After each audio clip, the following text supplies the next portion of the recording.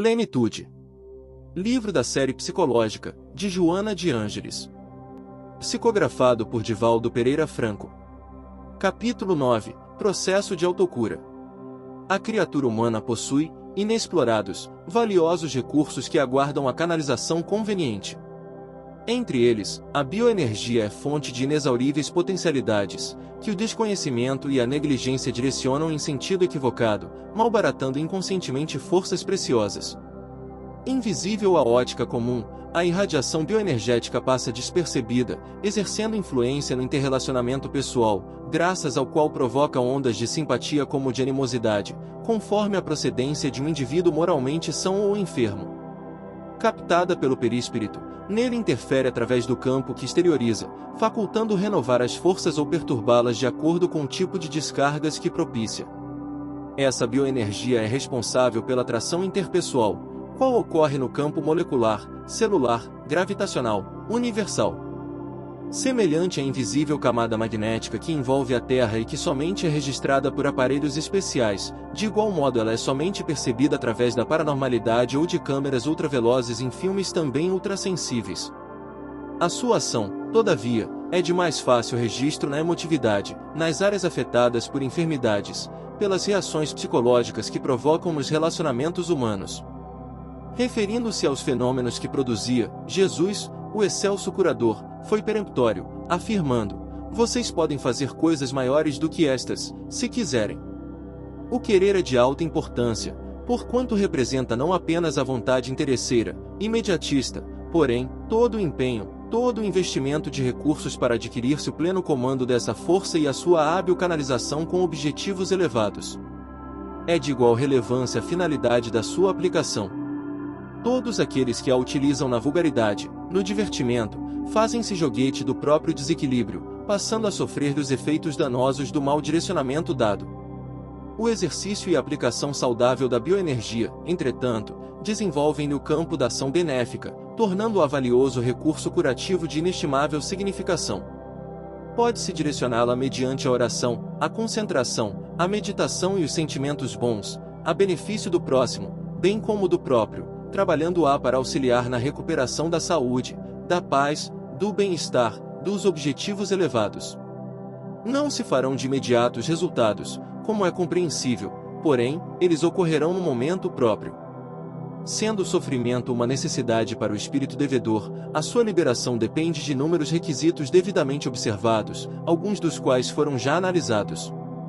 Não obstante, o amor de Deus, por misericórdia de acréscimo, faculta ao comprometido oportunidade de experimentar o equilíbrio, a fim de motivá-lo ao labor para sua aquisição definitiva. Assim, diante de sofrimentos advindos, particularmente de enfermidades, devem-se levar em consideração alguns fatores, a fim de propiciar-se a autocura. Por elasticidade de aplicação, quando necessário, direcioná-los em favor de outros enfermos. Primeiro, observe-se o pensamento, o seu teor preferencial, a fim de que irradie energias positivas, saudáveis. A atitude imediata é desejar-se a saúde com fervor, não porque se queira libertar da doença pura e simplesmente. A liberação de uma enfermidade, se não produz o engajamento do paciente em atividades psíquicas e físicas positivas, faculta a presença de outras doenças. O anseio por adquirir a saúde deve estar acompanhado de objetivos edificantes, que podem ser alcançados, e não do interesse imediato pelos prazeres que se deseje fruir, descarregando ondas de energia negativa nos intrincados mecanismos perispirituais responsáveis pela ação posterior. Esse desejo de saúde é firmado na crença e na certeza de que o Pai não quer a destruição do pecador, mas a do pecado, e quem defrauda a lei deve recompor-se perante ela. A firmeza do desejo, sem ansiedade nem tormento, a fim de que se não torne uma imposição, mas sim uma solicitação, concede tranquilidade ao enfermo, constituindo um primeiro resultado precedente à cura. De imediato, deve-se concentrar na saúde, considerar-lhe a validade, a abundância de possibilidades edificantes que propiciem realizações produtivas e efeitos benéficos para si e para a coletividade. Ao concentrar-se nela, que se entregue de corpo e alma aos resultados que advirão, deixando-se impregnar pelo otimismo com irrestrita confiança em Deus, trabalhando mentalmente pela restauração das forças combalidas em contínuo esforço a favor do bem-estar.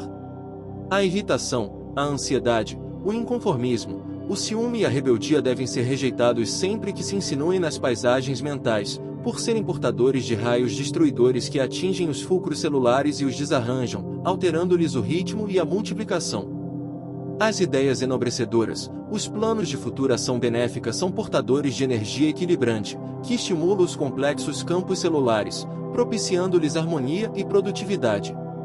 Nesse esforço, é de bom alvitre visualizar a saúde e incorporá-la. O indivíduo deve concentrar-se numa visão saudável, projetando-se no tempo em condições de equilíbrio, ver-se recuperado, assumindo responsabilidades e desenvolvendo as atividades que pretende encetar.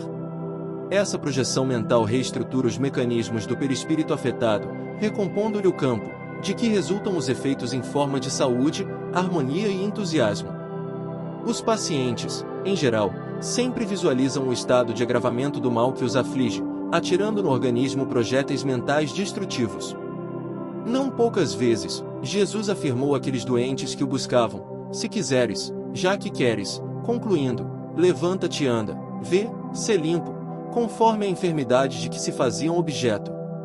Naquele momento, o enfermo safa do campo vibratório de sombras no qual se homiziava e abria-se a energia vigorosa do benfeitor divino, que lhe alterava a área em desordem, restaurando-lhe a saúde.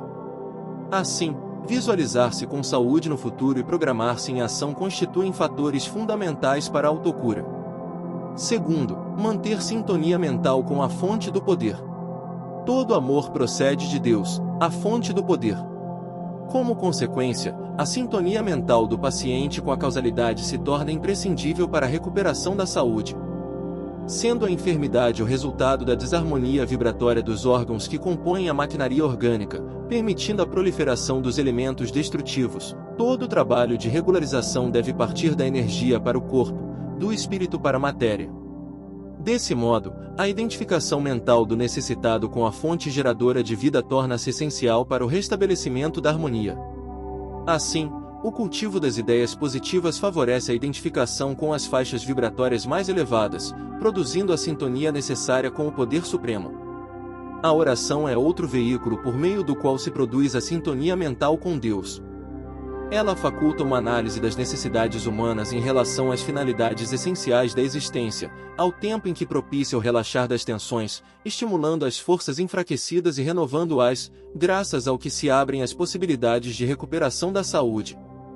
Habituado aos pensamentos vulgares, agindo sob impulsos de depressão ou de violência, o indivíduo intoxica-se de vibrações deletérias, que mais o perturbam e o enfermam.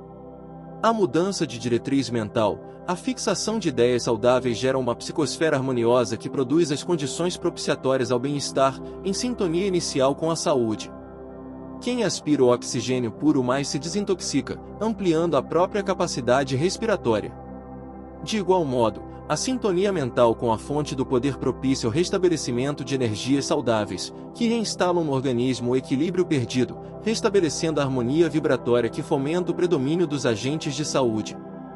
Mesmo diante da aparente demora de recuperação, é justo que se processe a sintonia, que somente benefícios emocionais, psíquicos e orgânicos proporciona.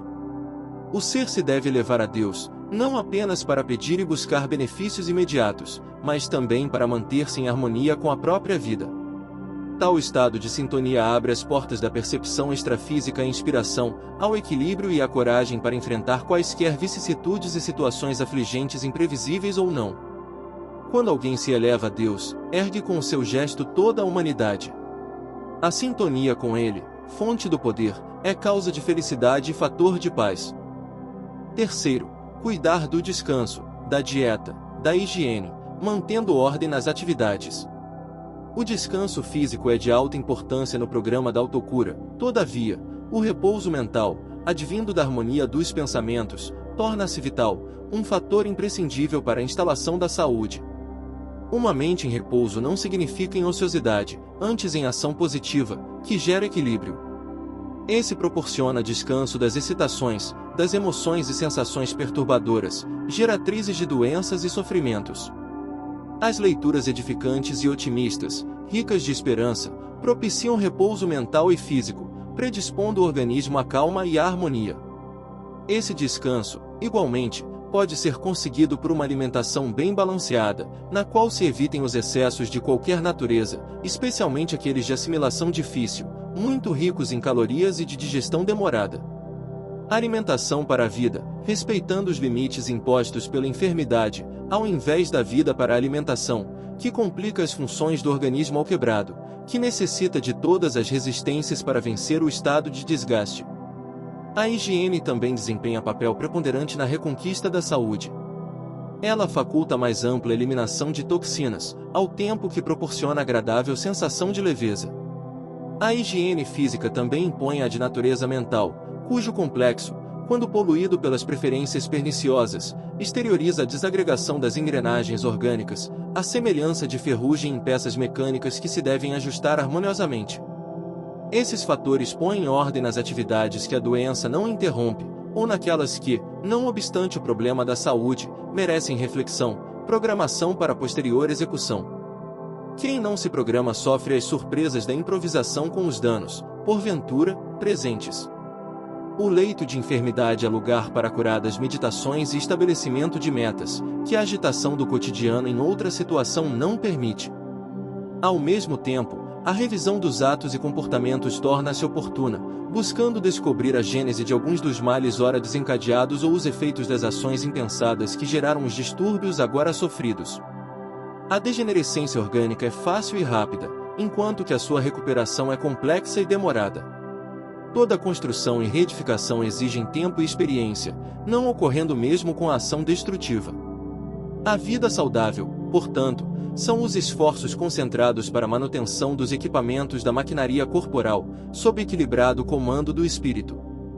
Certamente encontramos corpos sadios e de aparência harmoniosa sob a direção de espíritos frívolos, ignorantes e até perversos.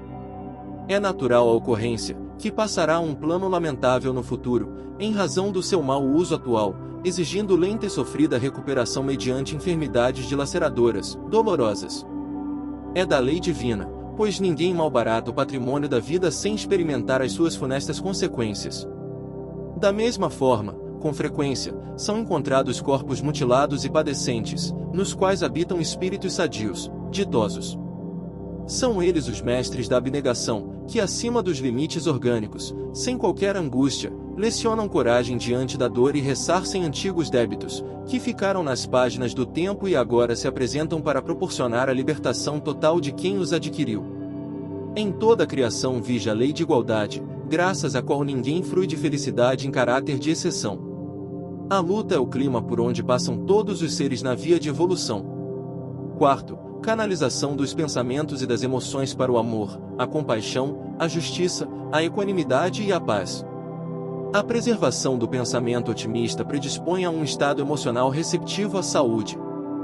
Fácil, pois, se torna canalizá-lo para as expressões nobilitantes do amor, da compaixão, da justiça, da equanimidade e da paz. O amor, que é o elan mágico que unirá todas as criaturas um dia, deve ser cultivado na condição de experiência nova, que o exercício converterá em um hábito, em um estado normal do espírito. A sua força restaura a confiança nos homens e na vida, porquanto, a sua presença produz estímulos, facultando que, periodicamente, o sangue receba a renovação de cargas de adrenalina, produzindo revigoramento orgânico. Pela sua ótica, os acontecimentos apresentam angulações antes não percebidas, permitindo que as emoções não se entorpeçam nem se exaltem, ao mesmo tempo em que predispõe o indivíduo à compaixão, fator humanizador da criatura. Quando as forças conjugadas do medo e da ira, da mágoa e da vingança, do ciúme e do ódio começam a perturbar a emoção, o sentimento de compaixão pelo algoz, apresentando-o frágil e vulnerável, evita que o desequilíbrio trabalhe em favor da agressividade por parte da vítima. Esta passa a ver o seu adversário como sendo um doente da alma, que ignora a gravidade do próprio mal e, ao invés de derrapar na animosidade, envolve-o em ondas de simpatia, de compreensão, não lhe devolvendo o malefício que dele recebeu. No quadro das doenças que abalam os homens, encontramos instaladas no perispírito várias matrizes de ódio, de ressentimento, de azedume, em relação a outras pessoas. O amor propicia a compaixão que se gostaria de receber, caso a situação fosse oposta, diminuindo a intensidade do golpe recebido e anulando-lhe os efeitos danosos. Ela fala sobre a justiça inexorável de Deus que alcança a todos e propõe a bondade para com o opositor, conscientizando, embora indiretamente, de que o mal é sempre pior para quem o pratica. A justiça, por sua vez, jaz esculpida na consciência de cada pessoa que pode ser anestesiada por algum tempo, jamais, porém, impossibilitada de manifestar-se. O equivocado conhece o seu erro, mesmo quando disfarça, e assim procede porque ele sabe a procedência. Encobrir uma ferida não impede que ela permaneça decompondo a área na qual se encontra instalada. A justiça na consciência impõe reparação do delito e das suas consequências infelizes, induzindo as vítimas a que não assumam a postura de cobradores, já que as leis soberanas dispõem de recursos que impedem se contraiam novos, quando se corrigem velhos débitos. Para culminar o seu objetivo, tem ela que ser estruturada na equanimidade, que discerne como aplicá-la, sem o contributo emocional da paixão de qualquer natureza, porém com a finalidade superior de corrigir sem desforço e recuperar sem maus tratos.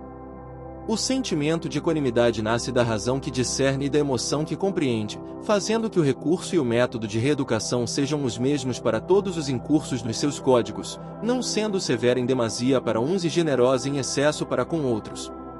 A sua linha reta de ação abrange na mesma faixa todos os infratores, prodigalizando-lhes idêntico tratamento. A consciência de amor com equanimidade propõe a paz, que tira as tensões e inspira o prosseguimento da ação. Estado íntimo de harmonia, irradia-se em sucessivas ondas de tranquilidade que se exteriorizam, promovendo a absorção e fixação das energias saudáveis no organismo.